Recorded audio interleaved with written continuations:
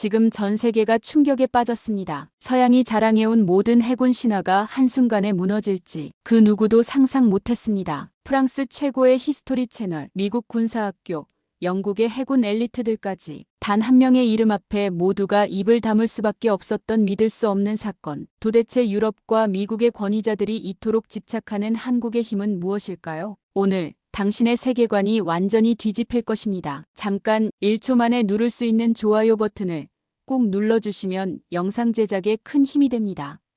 이제 그 놀라운 진실의 문을 함께 열어보시죠. 안녕하세요. 저는 파리 출신 역사 전문 기자 에밀리 르클레르입니다. 올해 48, 프랑스 최대 공영방송의 역사 전문 채널 프랑스 히스토리에서 20년 넘게 일했지만 한국은 처음이었습니다. 동아시아 역사 다큐멘터리 시리즈 제작차 서울에 도착한 날 화려한 스카이라인을 보며 가슴이 뛰었어요. 초고층 빌딩 사이로 고궁의 기와 지붕이 보이는 풍경이 너무나 이질적이면서도 매력적이었죠. 솔직히 말하자면 저는 유럽 역사가 세상의 중심이라고 믿으며 자랐습니다. 우리는 나폴레옹, 루이 14세, 잔 다르크의 나라죠. 그런 제게 한국은 그저 경제 발전 사례로만 알려진 멀고 이국적인 곳일 뿐이었어요. 특히 조선시대는 더더욱 관심받기였습니다. 취재 2개월째 한국인 촬영 코디네이터 민지 씨가 제 호텔방으로 찾아왔습니다. 에밀리, 이번 주말에 국제포럼이 열려요. 이순신 장군에 관한 건데 취재해보는 게 어떨까요? 좋은 다큐멘터리 소재가 될 것 같아요. 이순신, 누구죠? 처음 들어보는 이름에 고개를 갸웃했어요. 민지 씨의 눈이 커졌습니다. 몰라요? 세계 해군사에서 가장 뛰어난 제독 중 한 명인데 그날 저녁 파리에 있는 방송국 동료 피에르에게 영상통화를 걸었습니다. 혹시 이순신이라는 사람 들어봤어? 역사 다큐 PD인 피에르도 고개를 저었어요. 전혀 모르겠네. 동양 역사는 우리 프로그램에 거의 다루지 않잖아. 그 말에 묘한 부끄러움이 밀려왔습니다. 유럽식 해군 영웅만 존재할까? 영국의 넬슨, 프랑스의 트루빌, 그런 이름들만 떠올랐어요. 하지만 동양에, 그것도 조선이라는 작은 나라에 세계적인 해군 지도자가 있었다니. 갑자기 취재욕이 솟구쳤고 다음 날 아침 민지 씨에게 바로 전화했습니다. 포럼에 같이 가요. 이 이순신에 대해 더 알고 싶어요. 아마도 특별 다큐멘터리가 될 수 있을 것 같습니다. 민지 씨는 전화기 너머로 기뻐하는 목소리로 대답했습니다. 프랑스 방송국에서 이순신을 다룬다면 정말 자랑스러울 것 같아요. 가슴이 뜨거워졌습니다. 저도 모르게 설레는 마음이 들었어요. 어쩌면 이것이 제 경력의 전환점이 될지도 모른다는 예감이 들었습니다. 포럼 참석 전 저는 철저히 준비했습니다. 이순신 장군에 관한 모든 영어 자료를 찾아 읽었어요. 외신 기사, 학술 논문, 번역된 난중일기, 심지어 넷플릭스에서 한국 역사 다큐멘터리까지 밤새워봤습니다. 제 성격이 그래요. 뭔가에 빠지면 끝까지 파고드는 스타일이죠. 방송국 본사의 역사 자료실에 이메일을 보냈어요. 이순신에 대한 자료가 있나요?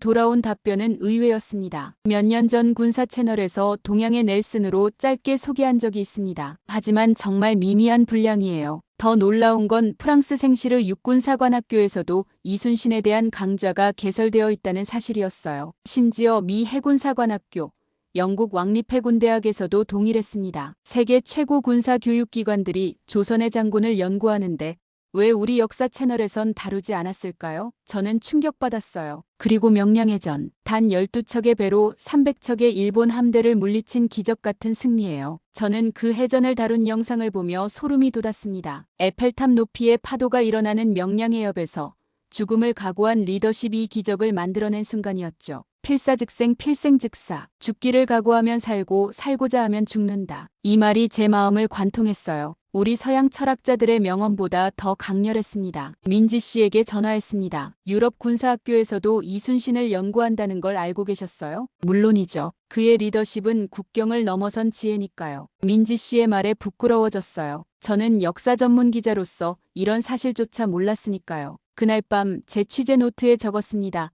오늘 진정한 리더가 어떤 모습인지 배웠다. 국적도 시대도 초월한 영웅의 모습을. 그리고 이것이 내 다음 다큐멘터리의 주제가 될 것이다. 처음으로 한국 역사에 진심으로 매료된 순간이었습니다. 직접 가봐야 해요. 포럼이 끝난 후 저는 방송국에 특별 취재 허가를 요청했습니다. 이순신 장군의 발자취를 따라가는 다큐멘터리를 제안했고 PD도 흔쾌히 승낙했어요. 카메라맨과 함께 서울역에서 KTX를 탔습니다. 이 초고속 열차가 서울에서 진주까지 단 2시간 반 만에 도착한다는 사실에 우리 팀은 놀랐죠. 프랑스 떼제베와 견줄 만한 속도였으니까요. 창밖으로 펼쳐지는 한국의 산과 들, 그리고 현대적인 도시 풍경을 저는 숨죽여 바라봤습니다. 진주에서 통영으로 향하는 버스 안에서는 한국인 가이드가 이순신 장군의 일대기를 들려주었어요. 통영에 도착했을 때 햇살이 바다를 은빛으로 물들이고 있었습니다. 작은 어선들이 항구에 줄지어 있고 갈매기들이 그 위를 맴도는 풍경이 마치 한 폭의 그림 같았어요. 시장에서는 신선한 해산물 향기가 가득했고 상인들의 활기찬 목소리가 귓가에 맴돌았습니다. 카메라맨에게 속삭였어요. 이 분위기 꼭 담아야 해. 이 장면들은 시청자들에게 이순신의 고장을 생생하게 전달할 수 있을 테니까요. 한 지역 어부 할아버지와 인터뷰할 기회가 있었어요. 75 되신 김진호 어르신이었습니다. 프랑스 방송국에서 이순신 장군을 취재하러 오셨다고요? 감사합니다. 우리는 충무공 정신으로 살아갑니다. 바다가 거칠 때도 인생이 힘들 때도 그 정신으로 버티죠. 그 한마디가 책에서 읽은 어떤 설명보다 더 깊이 제 마음에 와닿았어요. 한산도에 도착해 제승당을 방문했어요. 이곳이 바로 이순신 장군이 전쟁을 지휘하던 본부였습니다. 소박한 목조 건물 앞에서 저는 잠시 말을 잃었어요. 화려한 궁전이 아닌 검소한 지휘소. 이미 여기서 그의 인품이 느껴졌습니다. 충무김밥 드셔보세요. 통영 시민들은 자랑스럽게 이순신 장군의 벼로를 딴 김밥을 권했어요. 그 작은 김밥 한 조각에도 그들의 자부심이 담겨 있었습니다. 현지 주민들과 대화하며 느낀 건 그들에게 이순신은 단순한 역사 속 인물이 아니라는 것이었어요. 여전히 살아 숨쉬는 정신적 지주였죠. 우리는 충무공의 고장 사람들입니다. 그들의 목소리에서 특별한 긍지가 느껴졌습니다. 다음 날 아침 저희 취재팀은 특별한 안내자를 만났습니다. 한국 해군사관학교 출신의 이진호 교수였어요. 그의 안내로 한산도 해협 위를 항해하는 특별한 경험을 하게 되었습니다. 바로 이곳에서 한산 대첩이 벌어졌습니다. 이 교수가 넓은 바다를 가리키며 말했어요. 카메라는 파란 물결 위로 천천히 패나며 그 역사적인 장소를 담았습니다. 오늘은 잔잔한 바다였지만 1592년 7월의 그날은 어땠을까요? 칼날 같은 긴장감, 생사를 건 전투의 현장을 상상하니 온몸에 소름이 돋았습니다. 이 교수는 바다 위에서 하객진 진법을 직접 시뮬레이션해 보여주었어요. 적을 유인해 들어오게 한 다음 양쪽에서 날개처럼 둘러싸는 겁니다. 마치 학의 날개 같죠. 저는 고개를 갸웃했습니다. 하지만 그 당시 이런 복잡한 전술을 어떻게 지시했을까요? 무전기도 없는 시대에 깃발과 북 그리고 철저한 사전 훈련이었죠. 이 교수의 설명에 저는 할 말을 잃었어요. 현대 통신 장비 없이 이런 정교한 해상 전술을 펼쳤다니 정말 놀라웠습니다. 배에서 만난 60년 넘게 이 바다에서 살아온 노파가 들려준 말이 카메라에 고스란히 담겼어요. 이순신 장군님이 계셨기에 우리가 지금 여기 있는 겁니다. 일본의 나라를 빼앗겼다면 지금 우리 모습은 어땠을까요? 통영에 있는 거북선 실물 크기 복제품을 보았을 때는 숨이 멎는 듯 했어요. 등 위에 쇠못이 박힌 거북 모양의 이 배가 16세기에 만들어졌다니. 카메라맨도 감탄하며 디테일한 부분까지 놓치지 않으려 노력했습니다. 내부에 들어가 보니 놀라웠어요. 노를 젓는 공간, 대포를 쏘는 위치, 모든 것이 정교하게 설계되어 있었습니다. 이게 세계 최초의 철갑선이라고 할 수 있나요? 저는 물었습니다. 그렇게 볼 수 있죠. 서양에서 철갑선이 등장하기 300년도 전의 일입니다. 그 순간 제 가슴이 뜨거워졌어요. 역사 다큐멘터리를 제작해온 저에게 이것은 충격적인 발견이었습니다. 서양 중심적 역사관 속에서 우리는 얼마나 많은 진실을 놓치고 있었던 걸까요? 베테랑 해군 장교 한 분과 인터뷰할 기회도 있었습니다. 우리 해군은 이순신 장군의 정신을 이어받고 있습니다. 지금도 새 함정이 취역할 때마다 이순신 장군 앞에서 결의를 다짐하죠. 판옥선에 직접 올라탔을 때는 더 깊은 감동이 밀려왔습니다. 이 배들로 세계 최강 일본 수군을 물리쳤다니. 그것도 항상 열세인 상황에서 이순신의 리더십이 아니었다면 불가능했을 기적이었죠. 저녁이 되어 숙소로 돌아오는 길 문득 울컥하는 감정이 올라왔어요. 제가 알던 세계 역사의 퍼즐이 완전히 뒤바뀌는 느낌이었습니다. 서양 역사 채널에서 가르치지 않았던 위대한 이야기가 여기 있었어요. 그리고 저는 그 진실을 세계에 알려야겠다고 굳게 다짐했습니다. 서양의 편협한 역사관이라는 보이지 않는 적과 싸워야 한다는 사명감이 생겼어요. 이순신 장군이 12척배로 300척과 싸웠던 것처럼 저도 유럽의 굳어진 역사인식과 싸울 용기가 필요했습니다. 한국 취재에서 돌아온 후 저는 방송사에 특별 다큐멘터리 기획안을 제출했습니다. 동서양의 해군 리더십 넬슨과 이순신의 비교라는 주제로요. 편성회의에서 몇몇 PD들은 의아해했지만 제가 가져온 생생한 영상 자료를 보고 나서는 태도가 달라졌습니다. 파리 본사에 보낸 기획안에 제 상관은 의아해했습니다. 왜 하필 조선의 장군인가요? 더 현대적인 주제는 없나요? 그 질문에 저는 미소 지었어요. 저도 얼마 전까지는 같은 생각이었으니까요. 다큐멘터리를 준비하며 저는 깊은 통찰을 얻었습니다. 영국의 넬슨 제독은 국가의 전폭적인 지원을 받으며 싸웠어요. 반면 이순신은 어떠했나요? 왕의 의심, 동료의 모함, 심지어 투옥과 고문까지 겪으면서도 나라를 지켜냈습니다. 진정한 리더십은 모든 것이 갖춰졌을 때가 아니라 아무것도 없을 때 빛을 발합니다. 이 문장을 내레이션으로 녹음하며 제 목소리가 떨렸어요. 다큐멘터리 인터뷰를 위해 찾아간 미국 해군 무관은 카메라 앞에서 솔직하게 말했습니다. 우리 해군사관학교에서도 이순신을 가르치지만 오늘처럼 그의 고난과 역경을 깊이 이해하지는 못했습니다. 영국 해군 역사학자의 인터뷰도 인상적이었어요. 넬슨도 위대했지만 그는 늘 국왕의 신뢰와 국민의 지지를 받았죠. 그러나 이순신은 거의 혼자 싸운 것이나 다름없군요. 다큐멘터리 제작 과정에서 저는 각국 역사학자들과 깊은 대화를 나눴습니다. 그들 모두 한 가지에 동의했어요. 이순신의 리더십은 단순한 군사적 재능을 넘어선 인간의 품격과 정신에 관한 것이라고요.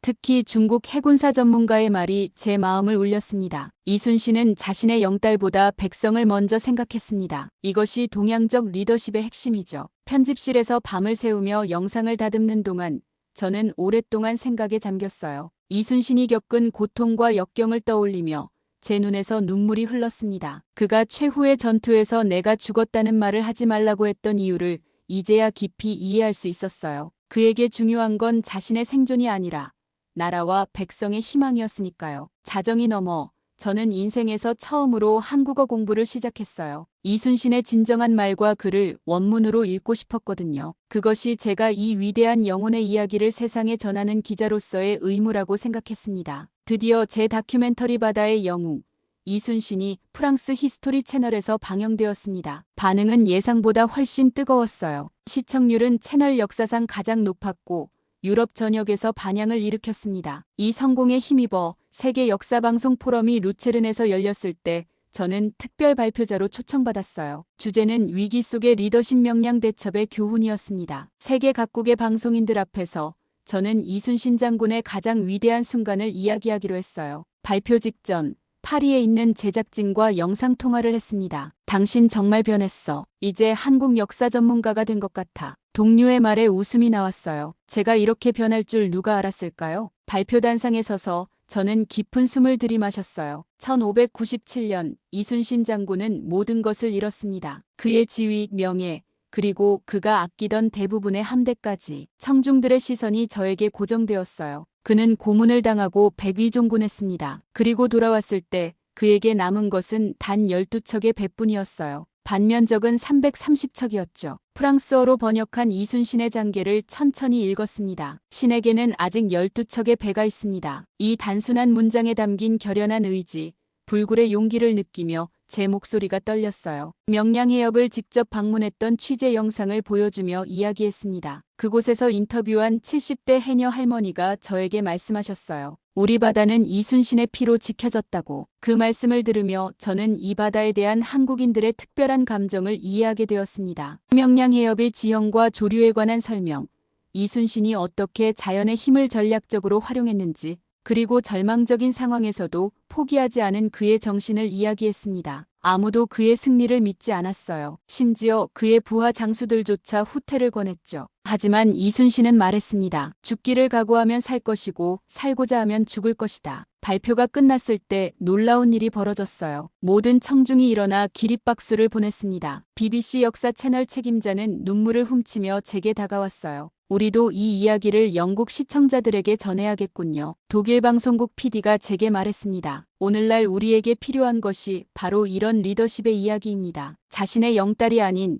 공동체를 위해 헌신하는 지도자 말이죠. 그날 저녁 호텔 발코니에서 알프스 산맥을 바라보며 생각했어요. 이순신이라는 인물이 한국이라는 나라에서 태어났기에 세계는 그를 제대로 알지 못했던 걸까? 그리고 다짐했습니다. 이 위대한 리더의 이야기를 더 많은 사람들에게 전하겠다고. 제 마음속에서 이제 이순신은 단순한 역사적 인물이 아니었어요. 그는 제가 매일 마주하는 어려움 속에서 영감을 주는 스승이 되었습니다. 그리고 저는 그의 가르침을 세계와 나누고 싶었어요. 루첼은 포럼의 성공 이후 저는 이순신 잊혀진 세계의 영웅 시리즈를 기획했습니다. 유럽으로 돌아가는 비행기 안에서 놀라운 사실을 발견했어요. 유엔 평화유지군 지휘관 교육과정에 이순신의 리더십 이살의 연구로 포함되어 있다는 것이었습니다. 그리고 더 놀라운 건 이후 위기관리 매뉴얼에도 명량대첩의 사례가 인용되고 있다는 사실이었어요. 비행기에서 옆자리에 앉은 노르웨이 사업가가 제 노트북 화면을 흘끗 보더니 말을 걸었습니다. 한국인 이순신에 대해 취재하시나요? 저희 회사도 리더십 교육에 그분 사례를 활용합니다. 12척으로 300척을 이긴 이야기는 불가능을 가능으로 바꾸는 영감을 주죠. 세계 곳곳에서 이순신의 이야기가 이미 퍼져 있었던 거예요. 하지만 여전히 주류 역사 교육과 미디어에서는 그의 이름이 배제되어 있었습니다. 이것이 바로 제가 싸워야 할 편견이었어요. 프랑스로 돌아온 저는 즉시 특별 다큐멘터리 시리즈 제작에 착수했습니다. 이순신 동서양 리더십의 교훈이라는 제목이었어요. 파리의 소르본 대학에서 역사학과 학생들을 대상으로 특별 강연회도 열었습니다. 파리의 화창한 봄날, 다큐멘터리 편집실 앞에서 혼자 잠시 생각에 잠겼습니다. 제가 정말 이 일을 하고 있다니. 불과 1년 전만 해도 상상도 못했던 일이에요. 강연회에서 저는 말했습니다. 서양의 역사 교육은 종종 유럽과 미국 중심입니다. 하지만 이순신 같은 인물을 통해 우리는 더 넓은 세계 역사를 배울 수 있어요. 그의 리더십은 공동체와의 깊은 연결, 희생정신, 그리고 변함없는 충성심에 기반합니다. 청중 중 한 프랑스 학생이 손을 들었어요. 그렇다면 이순신의 리더십은 오늘날의 글로벌 위기, 예를 들어 기후변화나 팬데믹 같은 문제를 해결하는데 어떤 교훈을 줄 수 있을까요? 저는 잠시 생각한 후 대답했습니다. 이순신은 언제나 장기적인 관점에서 생각했어요. 당장의 승리보다 미래 세대를 위한 결정을 내렸죠. 오늘날 우리에게 필요한 것이 바로 이런 자세가 아닐까요? 그 후 저는 한국으로 다시 돌아가 서울대학교에서 특별 강연회를 열었습니다. 글로벌 이순신 토론회라는 이름으로 한국 학생들과 함께 이순신의 정신을 현대적으로 재해석하는 시간을 가졌어요. 서울의 봄은 파리와 달랐습니다. 한강변 벚꽃이 흩날리는 가운데 저는 학생들과 함께 걸으며 이순신 장군의 정신에 대해 토론했어요. 그들의 눈에서 자부심과 진정성이 느껴졌습니다. 한 한국 대학생이 질문했습니다. 프랑스 역사 기자로서 왜 이순신에 그렇게 매료되셨나요? 그 순간 제 마음속 깊은 감정이 올라왔어요. 이순신은 제게 진정한 역사 취재의 의미를 가르쳐 주었습니다. 우리가 놓치고 있던 수많은 이야기들이 세계 곳곳에 존재한다는 것, 그리고 그것을 발굴하고 전하는 것이 저의 사명이라는 걸요. 세미나 후 우연히 만난 75노 교수는 제 손을 꼭 잡으시며 말씀하셨습니다. 저는 한국 전쟁을 겪었어요. 그때도 우리를 지켜준 건 이순신 정신이었습니다. 당신이 이순신을 세계에 알려주시니 감사합니다. 그 순간 느낀 책임감은 말로 표현할 수 없었어요. 이것은 단순한 다큐멘터리 제작을 넘어 한 민족의 정신적 유산을 세계와 공유하는 일이었습니다. 강연회가 끝난 후 한국 학생들과 프랑스에서 온 저희 촬영팀이 함께 어울려 대화하는 모습을 보며 제 눈시울이 뜨거워졌습니다. 500년 전의 한 영웅이 오늘날 서로 다른 문화의 젊은이들을 하나로 연결하고 있었어요. 이것이야말로 진정한 역사의 힘이 아닐까요? 그날 밤 서울 한강변을 걸으며 결심했습니다. 이제 이순신의 정신은 한국만의 것이 아니라 온 인류가 함께 나눠야 할 보편적 지혜라고요. 그리고 저는 그 가교가 되고 싶었어요. 1년 후 저의 다큐멘터리 시리즈 이순신 세계가 잊은 영웅은 에미상 국제부문 후보에 올랐습니다. 프랑스는 물론 유럽 전역, 미국, 심지어 아프리카와 남미에서도 방영되었어요. 놀랍게도 이 다큐멘터리는 프랑스 히스토리 채널 사상 가장 많이 시청된 프로그램이 되었습니다. 하지만 제게 가장 큰 보상은 다른 곳에 있었어요. 한국을 다시 방문했을 때 부산의 한 작은 학교 아이들이 제게 손으로 쓴 편지를 건넸습니다. 에밀리 선생님, 프랑스에서도 이순신 장군을 사랑해줘서 고마워요. 통영에서 다시 만난 김진호 어르신은